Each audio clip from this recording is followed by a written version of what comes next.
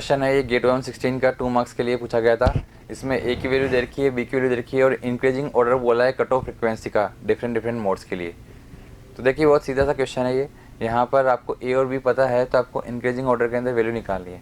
आप थोड़ा सा, मैं तो ये कहूँगा इस क्वेश्चन के लिए कि सिंपल, अगर दिमाग लगाना है तो सिंपल सा आप देखिए कि ए की वैल्यू कितनी है।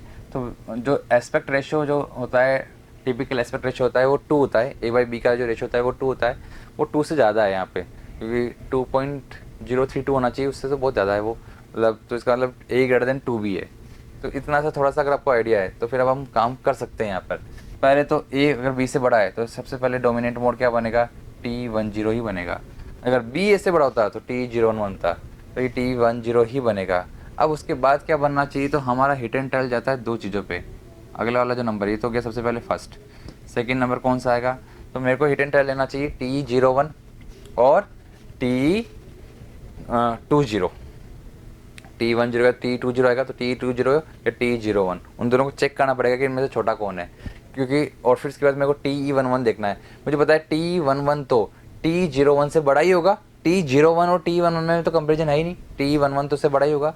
तो मुझे उसकी टेंशन नहीं, मेरे को बस टेंशन है T20 की, कि T20 कहाँ आ रहा है।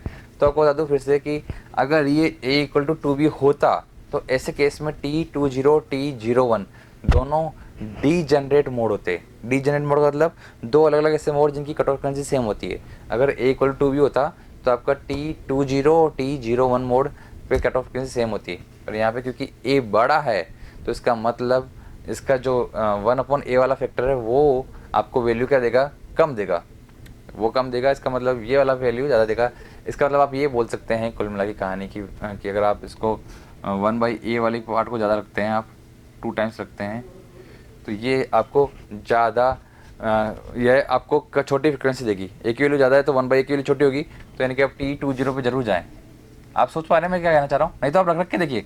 लेकिन आपको जो हिट एंड टर्ल लेना है तो T01 और T20 बराबर का होते हैं जब A = 2B होता है। अब अगर A बड़ा है तो 1/A छोटा है, इसका मतलब यानी कि ये कट ऑफ फ्रीक्वेंसी छोटी आएगी। कौन सी, जो A को इफेक्ट कर रही है। तो 10 के बाद 20 वाला लेना चाहिए, B वाला इफेक्ट मत लेके आए। B वाला इफेक्ट आएगा 01, वो बाद में आएगा।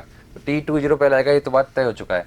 अब उसके बाद T01 आना चाहिए, क्योंकि आपको पता है T11 तो उससे बड़ा ही होगा, 01 से तो बड़ा ही होगा। तो अगला T01 आएगा, फिर T11 आएगा। तो यहाँ तक तो आप समझ ही चुके हैं। एक बार यहाँ तक आ गया कहानी, तो बस ऐसा कोई ऑप्शन जो आप ढूंढ लें तो अपने आप उसका C ऑप्शन हो जाएगा जो आपको आंसर दे रहा है ऐसा। तो ये आपके लिए आंसर इस प्रकार से है। तो बहुत सिंपल सा है, लेकिन बस ये जो मैंने आपको बताया A = 2B के लिए आप ये स्पेशल इन्फॉर्मेशन का ध्यान रखें। If you really like the video, please hit the like button, share the video, subscribe to our YouTube channel and press the bell icon for the latest updates. Thank you.